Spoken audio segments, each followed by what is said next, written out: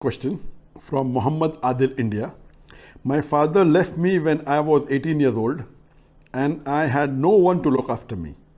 My mother left me when I was 11 years old. I stayed as a paying guest and worked to survive.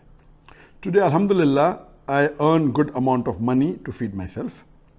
Now father asked me to give money to him on monthly basis, which will be around 5,000 to 6,000 rupees per month.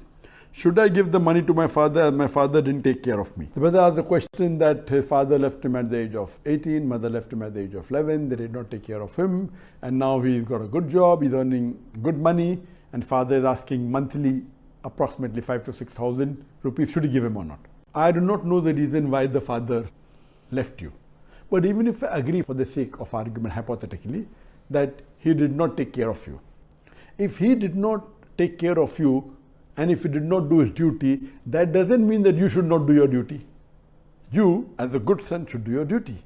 And taking care of the parent is a requirement that every human being, every Muslim should take care of the parent when they grow up.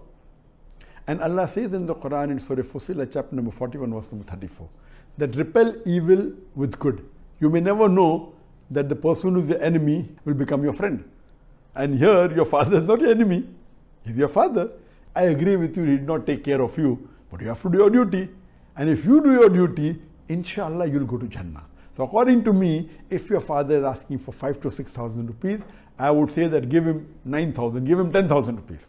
Give him more than what he's asking, if Allah has given you. If Allah has not given you, and if you can afford 5,000, give 5,000. Or if you cannot, yet you sacrifice your luxury and give money to your father, inshallah, you will be doing a great deed of charity. And especially if you are doing to your father, it is your requirement, it is your duty, it's your fard.